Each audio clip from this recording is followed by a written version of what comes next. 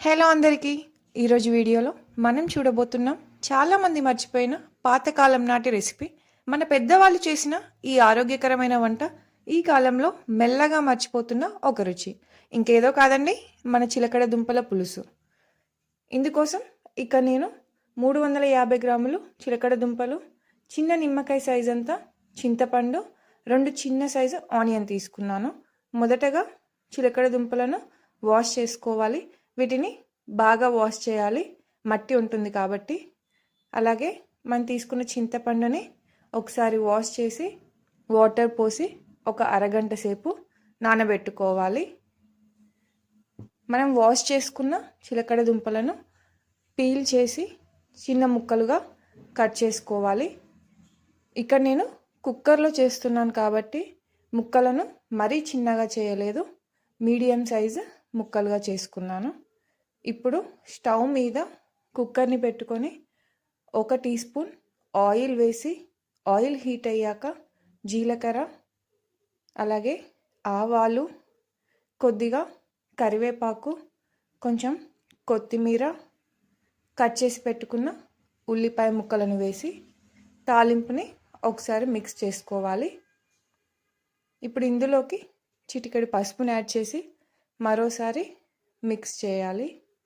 ఇప్పుడు ఈ తాలింపులోకి మనం ఆల్రెడీ కట్ చేసి పెట్టుకున్న చిలకడ దుంప ముక్కలను వేసి మిక్స్ చేసుకోవాలి. ఒక 2 మినిట్స్ లో ఫ్లేమ్లో వీటిని మిక్స్ చేసుకోవాలి. మనం ముందే నానబెట్టుకున్న చింతపండు నుంచి చింతపండు రసాన్ని తీయాలి. ఈ చింతపండు రసాన్ని తాలింపులోకి యాడ్ చేసుకోవాలి. ఇప్పుడు ఇందులోకి ఉప్పు కారాన్ని యాడ్ చేసుకుందాం. ఇక్కడ నేను 1/2 టీ స్పూన్ కంటే కొద్దిగా ఎక్కువగా కారం యాడ్ చేశాను. అలాగే ఈక్వల్గా ఉప్పుని కూడా యాడ్ చేశాను. ఇదంతా లో ఫ్లేమ్లో 1 నిమిషం పాటు మిక్స్ చేసి కుక్కర్ మూతను పెట్టుకోవాలి. ఒక 2 విజిల్స్ వచ్చే వరకు ఉడకనివ్వాలి. హై ఫ్లేమ్ ఉంచాలి. ఇప్పుడు హై ఫ్లేమ్లో ఒక 2 విజిల్స్ రానివ్వాలి. 2 విజిల్స్ వచ్చాక స్టవ్ ఆఫ్ చేసి ఆవిరిపోయాక కుక్కర్ మూతను ఓపెన్ చేయాలి. మీకు వీడియోలో చూపెట్టే విధంగా ఉంటుంది ముక్కలు ఉడికాక. ఇప్పుడు ఇందులోకి 1/2 టీ స్పూన్ బెల్లం పొడి, కొద్దిగా ధనియా పౌడర్ యాడ్ చేసి ఒకసారి మిక్స్ చేసుకోవాలి. ఇక్కడ నేను పులుపుని యాడ్ చేశాను కాబట్టి బెల్లం కూడా కొద్దిగా యాడ్ చేస్తే బాగుంటుందని యాడ్ చేశాను.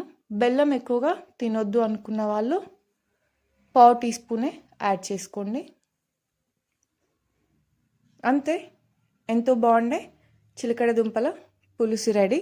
ఇది చపాతీలోకి, అన్నంలోకి చాలా బాగుంటుంది. ఇప్పటివరకు చేయని వాళ్ళు ఖచ్చితంగా ఒకసారి ట్రై చేయండి. వీడియో నచ్చితే ఛానల్ని తప్పకుండా సబ్స్క్రైబ్ చేయండి.